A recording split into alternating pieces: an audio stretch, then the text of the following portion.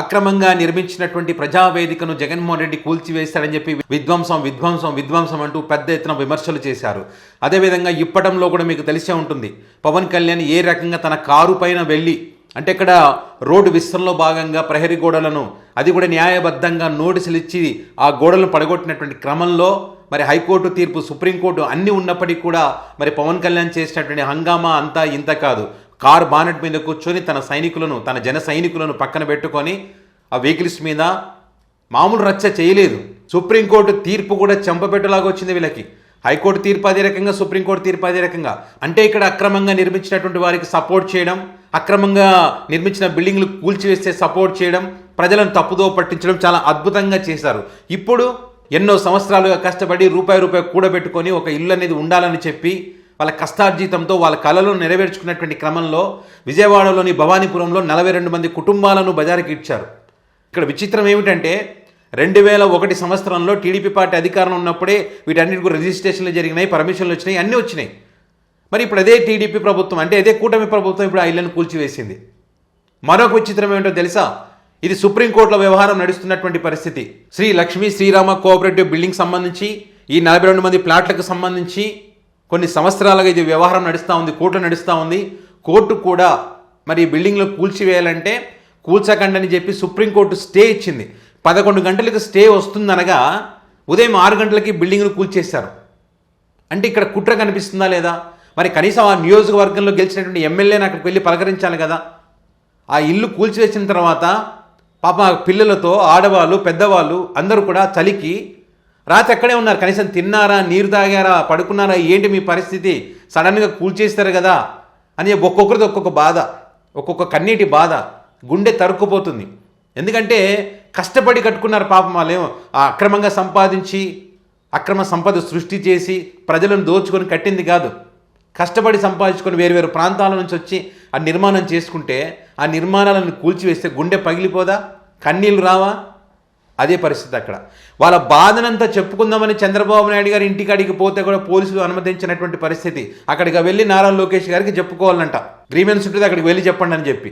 మరి ఇక్కడ పవన్ కళ్యాణ్ గారు ఇప్పటంలో పరిగెత్తుకుంటూ వెళ్ళారు, వీరంగం చేశాడు అప్పుడు. మరి ఇప్పుడు గుర్తుకు రావడం లేదా?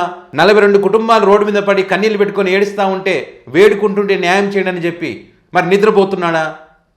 అదే అంటున్నారు, ఏకి పారేస్తున్నారు పబ్లిక్. అదేమిటి సార్?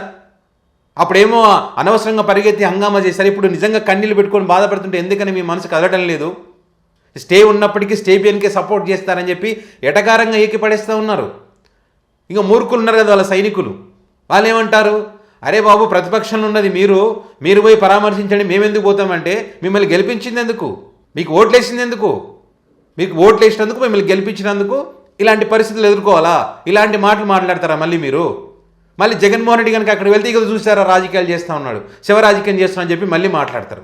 సో వాళ్ళకి అర్థమైపోయింది, ఆ నియోజకవర్గంలో ఉన్నటువంటి ఎమ్మెల్యే రాడు, పవన్ కళ్యాణ్ పలకరించాడు, చంద్రబాబుని ప్రశ్నించాడు, చంద్రబాబు స్పందించాడు, నారా లోకేష్ పట్టించుకోడు, ఎవరు పట్టించుకోరు, మేము మోసపోయాం వీళ్ళకి ఓట్లు వేసి అని చెప్పి. ఎందుకంటే ఎన్నికల సందర్భంగా వీళ్ళకి హామీ కూడా ఇచ్చారు, వీళ్ళు హామీ ఇచ్చి మోసం చేశారు వీళ్ళని.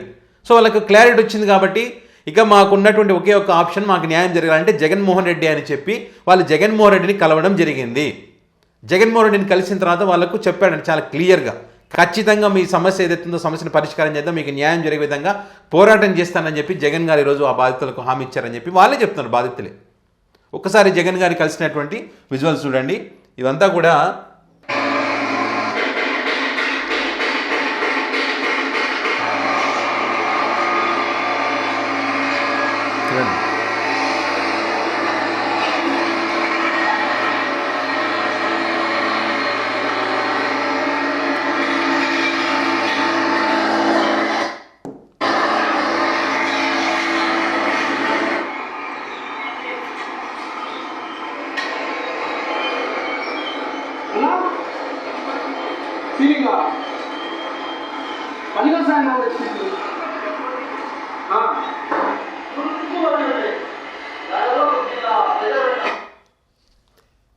కూల్చివేశారు.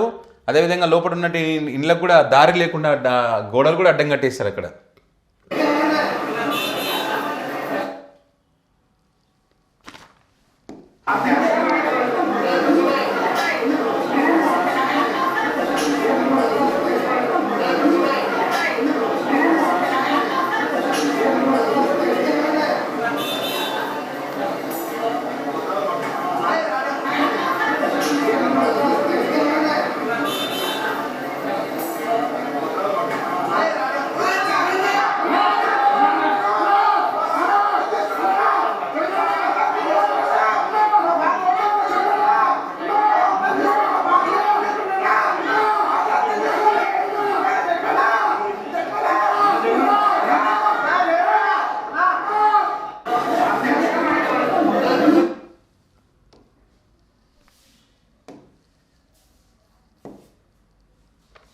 ఇది చూడండి, అప్పుడు పవన్ కళ్యాణ్ గారు ఇప్పటంలో జరిగినప్పుడు వెళ్ళినటువంటి ఇమేజ్లు ఇగో చూడండి. అందరిని రెచ్చగొట్టి తీసుకుపోయి అప్పుడు హంగామా చేశారు. అప్పుడు ఏమైంది, అక్కడ న్యాయస్థానమే చీదరించింది, చీకొట్టింది మీరు చేస్తుంది తప్పు అని. సో ఇప్పుడు న్యాయస్థానం, సుప్రీంకోర్టు అత్యున్నత న్యాయస్థానం స్టే ఇస్తే కూడా దాన్ని పడగొట్టారంటే దానికి సంబంధించి మాత్రం మాట్లాడరు వీళ్ళు. న్యాయ వ్యవస్థ అంటే గౌరవం లేదు, ప్రజాస్వామ్యం అంటే గౌరవం లేదు, ప్రజలంటే గౌరవం లేదు. ఓటు వేసిన పాపానికి ఈరోజు వాళ్ళు అనుభవిస్తున్నటువంటి బాధ అంతా ఇంత కాదు. ఇంత జరుగుతూ ఉంటే వాళ్ళు కన్నీళ్ళు పెట్టుకుంటుంటే వాళ్ళ బాధ ఇంకా పెరిగే విధంగా, వాళ్ళు ఇంకా ఎక్కువ బాధపడే విధంగా కొంతమంది మూర్ఖులు ఇష్టం వచ్చినట్టుగా మాట్లాడతారు. వీలైతే సపోర్ట్ చేయాలి. మీ దేవుడు, మీ నాయకుడు మీ దృష్టికి తీసుకుపోయి, అన్న ఇది జరిగిందన్న, లేదు ఇది జరిగింది సార్, మన పార్టీ తరఫున మనం ప్రశ్నిద్దాం, మనం అడుగుదాం, మనం నమ్ముకొని ఓట్లు వేశారని చెప్పి మీ తరఫున మీరు ఏమైనా న్యాయం చేయండి. కానీ ఇష్టం వచ్చినట్టుగా మాట్లాడి అవహేళన చేయకండి దయచేసి. ఎందుకంటే వాళ్ళ కష్టపడ్డోడికి తెలుస్తుంది పాపం. ఆ ఇల్లు కట్టడానికి ఎంత కష్టపడి ఉంటాడో, ఎన్ని నిద్రలేని రాత్రులు గడిపి ఉంటాడో, ఎన్నిసార్లు కడుపు మార్చుకుని ఉంటాడో, ఎన్నిసార్లు పిల్లల కోరికలు తీర్చకుండా ఇల్లు అనేది ఉండాలని ఎంత తపన పడి ఉంటాడో, ఆ కుటుంబం ఎన్ని కష్టాలను ఓర్చుకొని ఆ ఇల్లు నిర్మించుకుని ఉంటారు.